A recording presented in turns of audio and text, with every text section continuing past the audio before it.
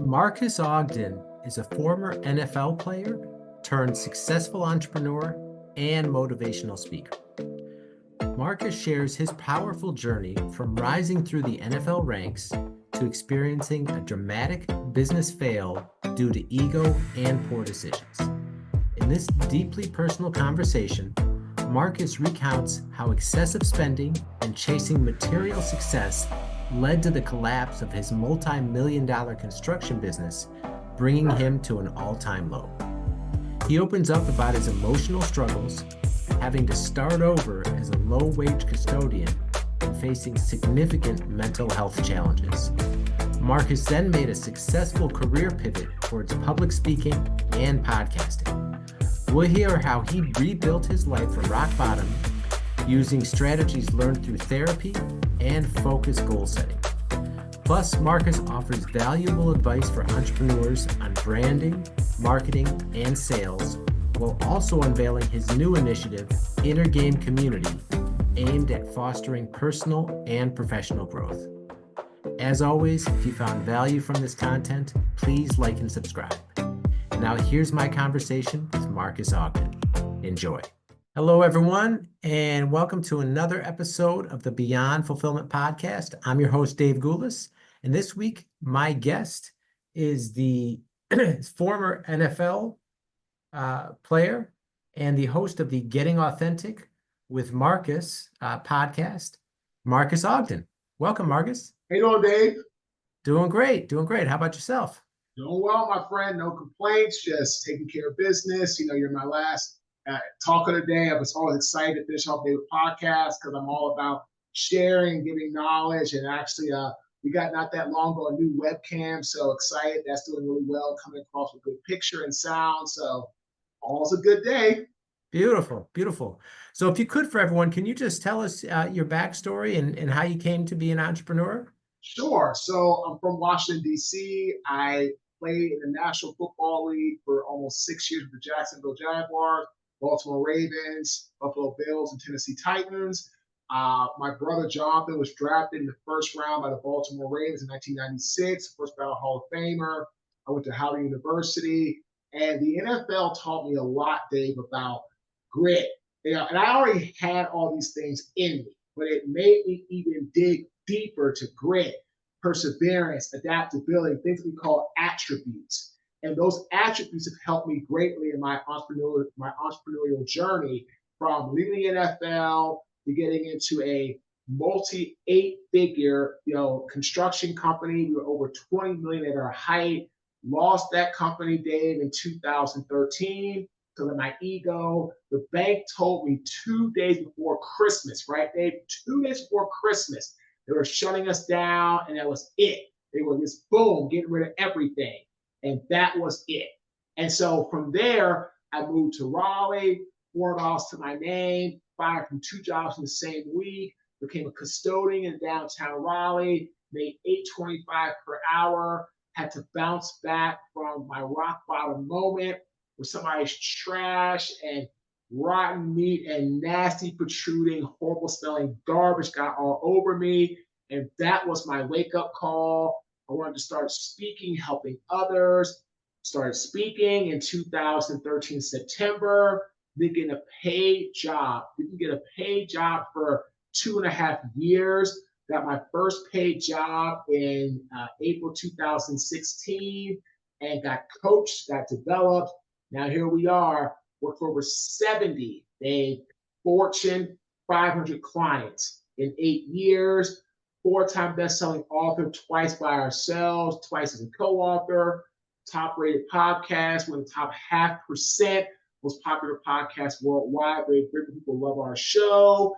And, brand ambassador, business owner, you name it. But again, right, Dave, I'm a guy that has been at rock bottom, had no money, been almost homeless, had $400 to my name, had no friends, nowhere to go but up. But it took me a long time to go up, right, Dave? Because it took me a while to realize that I was the one that knocked me down. And once I did that, that's when life started to get a lot better in that regard. Okay, wow. So quite a story, quite a journey, a lot to unpack there. Um, so let's just start real quick with the early days in the NFL. So I mean, making it to the NFL is the pinnacle of anyone that plays football, right? I mean, was that always a goal of yours, a dream of yours? Good question, Dave. No, I wanted to always be an investment banker like my dad. And when I left high school, I was about 6'3", right? But then when I ended up getting to the college, I got to be almost 6'6". So I grew about 3 inches between my last year of between graduating high school and entering college. And then I was like, oh, if I would become a 1 year starter, two at Howard, that's awesome. That'd be fantastic. Well, I became a 4 year starter. I redshirted my first year, became a redshirt freshman starting offensive tackle for the Bison, had a great career, played with some great guys. And right around going into my junior year, right, Dave, that's when I was like, maybe I can do this. And I saw my name in a couple of pre-draft books. I was like, ah, I really can do this. And so that's when I started to really dig deep into those attributes we talked about earlier, trained hard, worked hard, increased my school efforts, increased my workouts, increased my football efforts. And I was very fortunate, right, Dave, to get drafted into the National Football League in 2003. Okay. And what was that experience like coming from not really thinking it was a possibility till maybe a couple years prior to making it to the league, getting drafted, being on, the Jacksonville Jaguars, and then being in the NFL? Like, what was that whole process like for you? It was amazing because I realized that I could do almost anything relatively with my abilities as long as I put the effort in. And it taught me a lot about discipline, work ethic, showing up, outworking people. Again, right, Dave, same things you have in business. You got to show up. You got to show out. What is it that separates you from the competition? Are you going to outwork people, right? Are you going to have the backbone to do what's necessary to get where you want to go, right? Do you have that? And if you don't have that, then you're going to end up in a spot where you're going to always be like, wow, man, what if I had done that? Well, what if I should did that, right? I was doing a podcast with somebody else, and she's had a great word, a powerful saying, should is a dangerous word, right? I should do this. I should do that. Well, no, you're either going to do it or you're not. And so what I realized is that when I did it, right, and I put the effort in, I could do this in football. And because what happens right then, I went to the Hula Bowl, you're ready to go into the draft. And I was going against guys from Florida State, Miami, Rice, Texas, Notre Dame, Miami, like all the big schools at that time. And I was doing better, Dave, than all the offensive linemen from Notre Dame, Miami, Rice, Texas, like all these things. And I was like, yep, I do belong in the National Football League. I'm going to have to work hard and develop myself, but I do belong in this league. So that really helped me to see, right, Dave, if I put my mind to it, I could do anything. Love that. Love that. Okay. So you played for was it 6 years? And then what was the transition out of football? Like clearly you made some good money and you went right in and started a business. Like what made you decide to go into the construction business? Be honest, Dave, I was doing what I tell my clients never to do. I chased the money. I wanted to have the money. I wanted to have the fame. I wanted to have the notoriety. And I wanted the big check syndrome. I just got really, really lucky, Dave, to find a good partner. It turned out to be good for the time, but for the long haul was not so. And I filled a void, a gap in Baltimore City. Baltimore lacked minority contractors that were certified with the city and or the state. And we were a minority certified contractor. When one of my mentors went out of business, we stepped in, and that's when we got all the contracts with the big developers, big general contractors, and we were just rolling, babe, rolling. But again, I got into something for the wrong reason, And it was just a matter of time for it to catch up with me. And about 5.5 years in, it caught up with me, and it did completely knocked me down on my butt. And I had to start over from scratch to get myself back to where I am, back to some sense of normalcy after losing my home, both my cars, all my money, all of my resources. Everything was gone in less than 90 days. Okay, wow. And you're very open about that in some of your content too, in terms of I guess you said your ego was a big part of the problem. And can you just talk about, you said you learned the hard way too, in terms of the, I'm just looking to see exactly but you were tyrannical and you treated employees like objects instead of people. That's right. All day. And Dave, human capital is the most important capital on earth. And all I cared about, all I wanted was money, money, money, and more money. That's it. I didn't care about my team. Perfect example, right, Dave? One of my team members today told me she was open with me, said, Marques, I've been feeling a little flustered lately. I'm sorry for not getting this done or that done. I told her, I said, look, I've thrown a lot at you the last few weeks, helping get people's schedules straight.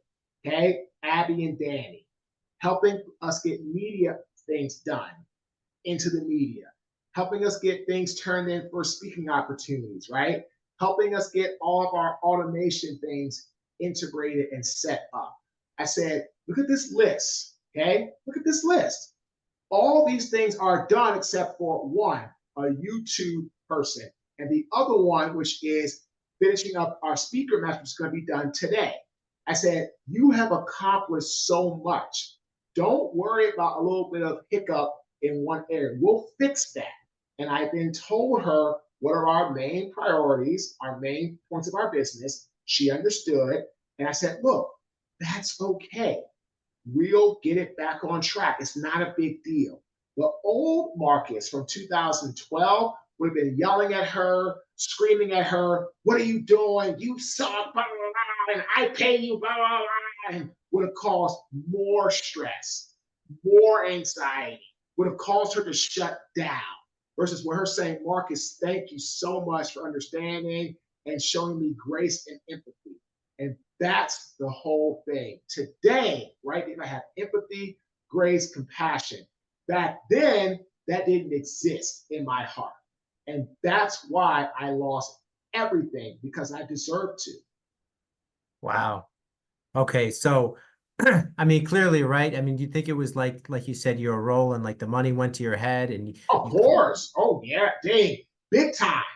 I was making millions of dollars, Dave. Hummers, Denali XLs, big F-250, 350 trucks, nice home, go to the bar, buy it out, take my employees out, in stretch limos and spend $5,000 a night, drinking alcohol. This is back in 2012, all this stuff. And I didn't give a darn about people. Honestly, I was just trying to show off for myself. And it caught up with me. And I tell everybody, what happened to me, I needed it to happen to me. Otherwise, who I am today and how I am as a person wouldn't be. And for Jaslyn to tell me how she just feels so connected with me as a leader, that she could tell me and know I wasn't going to judge her, I said, no, of course I'm not going to judge you. Because at the end of the day, right, Jaslyn, we all have issues. We all have struggles. I'm just glad that you were able to work through yours, and we're going to get back on track. 1, 2, 3. Winning deals is as simple as the sales tools that you use.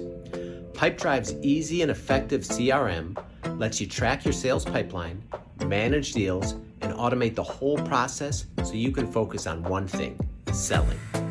Join over 100,000 users worldwide driving business growth with Pipedrive. Customize your pipeline to match your unique sales process, Sharpen your strategy with real-time performance insights and centralized data from over 500 sales tools that you know and love. Make smarter, faster decisions with Pipedrive's AI sales assistant and win up to 3 times more deals with smart automations. Getting started takes minutes. Try Pipedrive today for free and unlock real results from day one.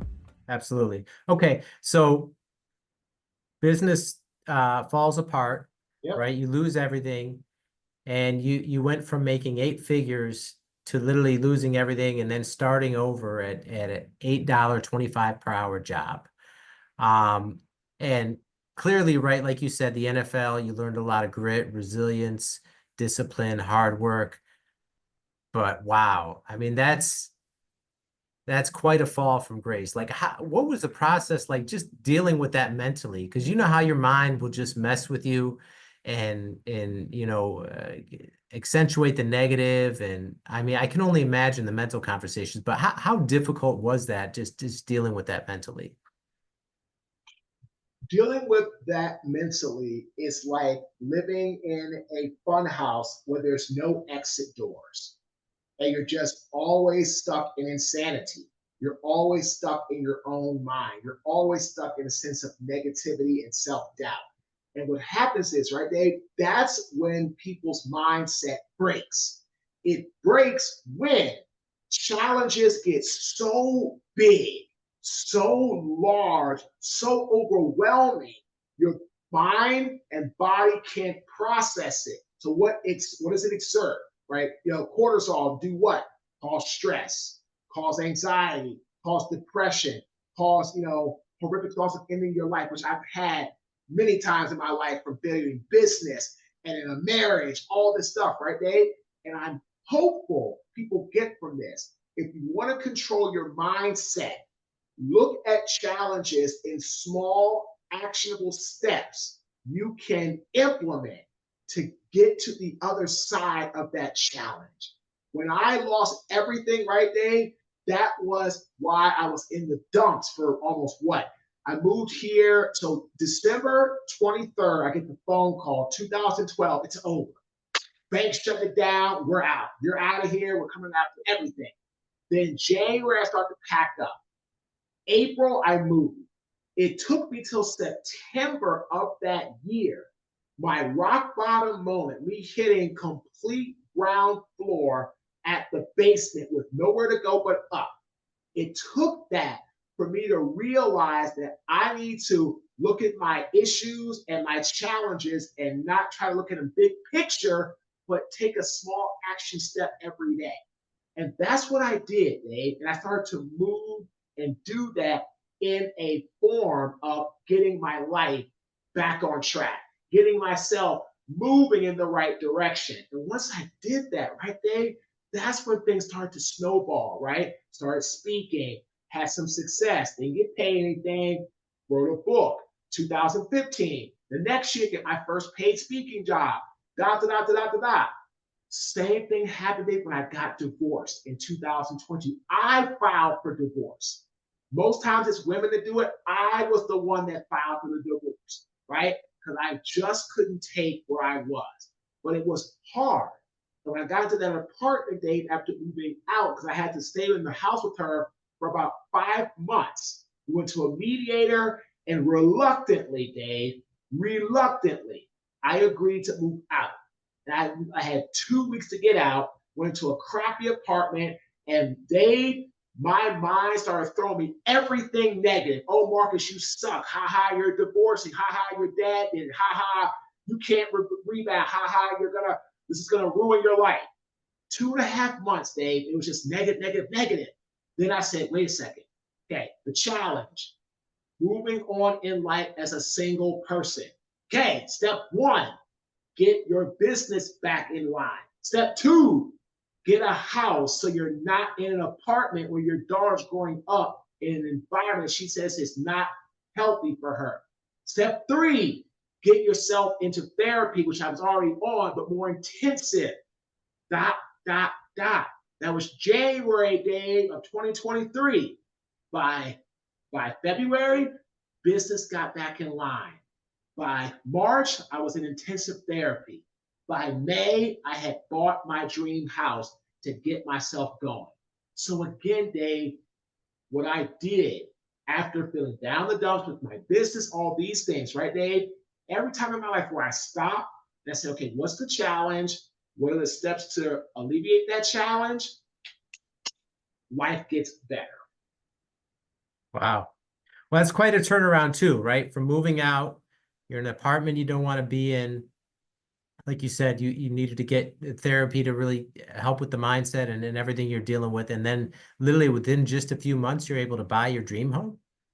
Yeah. You know what's funny, Dave? When business got back in line, my clients really rallied around me because I found this new surge of energy to really help people get out and tell their stories on different platforms. So I started a PR media side of the business.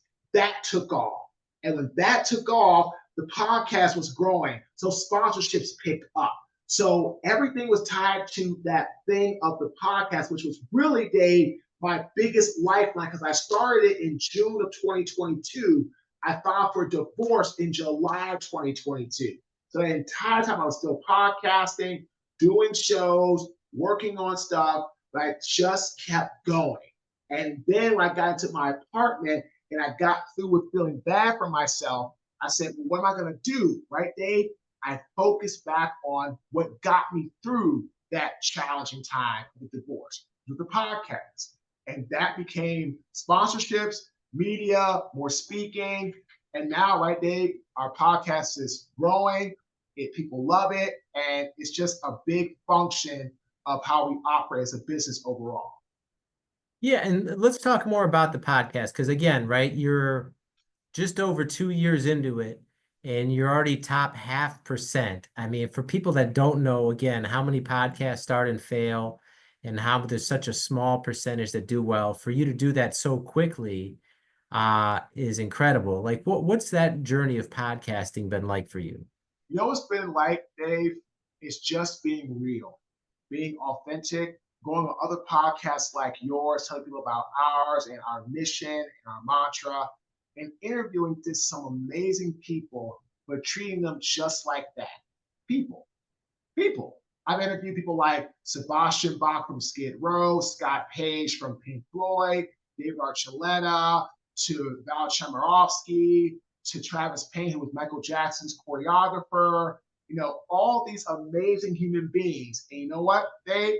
We treat them just as regular human beings, and we allow them to talk about what it is they're trying to promote or believe in or want to really tie into authenticity. And by doing that, it's really snowballed into a very well-respected media product. So if you're listening to this and you want to start something or like podcasts, whatever, start something for the right reason. We podcast to help our audience hear great messages. And we start our podcast to have our guests share their important, powerful message. Love that. Okay.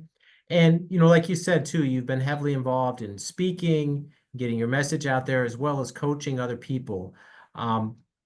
And so many different entrepreneurs, particularly listen to this show, like I'm sure those are the same people you coach in terms of people in business, entrepreneurs.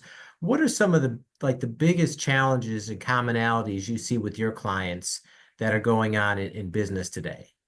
Two big areas, or three actually. They lack branding, so people don't know their logo, what they stand for, what they believe in. So they lack branding. They lack marketing. They don't get out there and get on great podcasts like yours or do things on social. Like you see me on social, Dave, all the time. Or they don't do any type of like targeted ads, or they don't start a podcast. They don't do a community. They just think, oh, here I am. I had this podcast. People will find me. No, that's not how it works.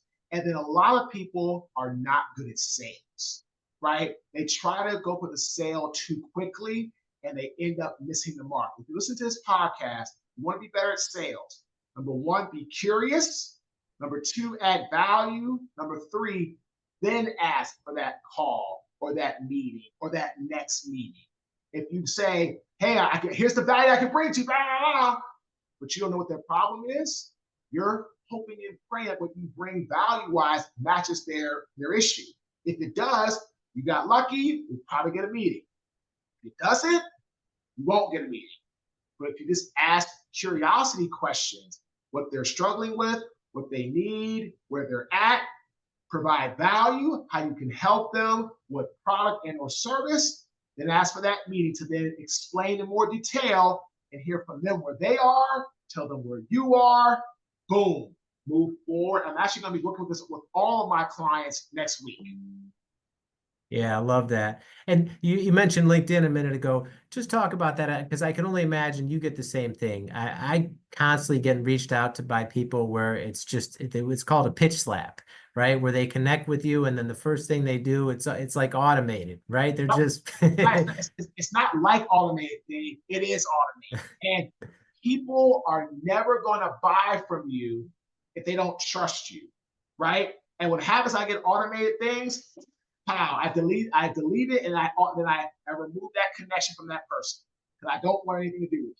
Right? Again, you don't even know what my problem is. Oh, Marcus, I can help you with body composition to get better in shape. I work out all the time. You know what I'm saying? I mean, I'm working on that. Like, you don't know where I'm at. You don't know what my struggles are. Okay, well, Marcus, you need more coaching clients? You need more high-fit people? I'm like, bro, I'm fine there too. I would love to have more awareness around this item or this item. I don't need more clients in that regard, right? So, I mean, for goodness sakes, man, be curious, ask questions, get information, then provide your value or make your statement, and then look for a meeting to go through your product and service and go from there.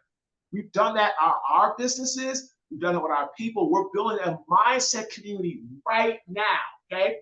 Right now, we're building a mindset community. If you want to check it out, go to inner, INNER, game, GAME, community.com. Inner Game Community. It's a mindset community to help bring about people to collaborate, to inspire, to raise each other up. We're going to have great contributors in our community, like Bob Berg, who wrote the Go-Giver series, Scott Page from Pink Floyd, Ed Lattimore, former heavyweight boxer, Coach David Kitchen, the youngest strength coach in college football when he got the job. He was 23 years old. This is what it's about, right, Dave? We're putting something together based off a huge need that we know people need. So again, we've been curious. Now it's value time. Bring the value, then we'll have people that want to do like some coaching or hires for speaking. And if they don't, and we'll be in the community, you could be in for free. You can upsell to more access to more courses, more high-end level content, but that's on you. You'll decide when it's time to buy something from us when you see that the value you're getting for free isn't enough and you want more. But that's for you to decide. The curiosity portion, we've been doing that study for about a year. I'm getting booked, Dave, so much on mindset stuff. It's a perfect fit. Again, innergamecommunity.com. You can check us out, and it's all about bringing you tons of value around mindset, grit, perseverance, collaboration, and attributes. Things you're born with. When your attributes are strong, Dave, your skills can shine through at the brightest light. If you have great skills but have low attributes, at some point you will burn out. Yeah, well said. And you mentioned you've been getting booked so much with mindset. Why do you think that's such a challenge for people in today's world? Because everybody, Dave, media, politics, war, disagreement. Like, I don't care who you vote for. That's on you. You Republican there, it doesn't matter to me. But we should have the right, Dave, to disagree and say, I like this, I like that. One of my clients is female Caucasian, pro-Trump. Her daughter, same, female Caucasian, pro-Harris. They have assigned Trump in the yard and Harris in the yard. That's what it should be, right? It should be whomever you want. That's what you want, right? You don't have to explain yourself to somebody else. And because of that, Dave, people get nervous, right? We talked about earlier, what causes people's mindset to bend and unfortunately sometimes break. Challenges, arguments, stress, lack of momentum. So Dave, right now our world needs more of people to lean into their attributes and not just your skills, right? Because again, your skills are great, but who you are as a person, that makes you you. Absolutely. All right. And so, Marques, if people want to get in touch more about you, or more get in touch with you and learn more about what you're doing, about with the inner game community and all the other things you have going, what's the best way that people can reach out to you? So what they can do is people can reach out to us through our app. We have the Marques Ogden app, MarquesOgden.com. I'm sorry, Marques Ogden, that's our app. You can go to our website, MarquesOgden.com, shoot me an email, Marques@MarquesOgden.com, or just connect us on LinkedIn, Marques Ogden, Instagram @Marques Ogden, Facebook Marques Ogden, and just have a conversation, right? How can we help you? We're going to be curious, we're going to add value and see if it's a fit for us to serve you in some capacity. Speaking, coaching, consulting, joining our, again, go to our mindset community, and that we're our innergamecommunity.com. That's our mindset community. Come check us out and see what you think. If you think we can help you, come and join our team. All right. And we'll link all that in the show notes for everyone. Thank you, sir. All right, Marques, thank you so much for taking the time to be here. Enjoy the conversation. You shared a lot of wisdom from your journey, so thank you again for that. And that's all the time we have for now. We will see you next time.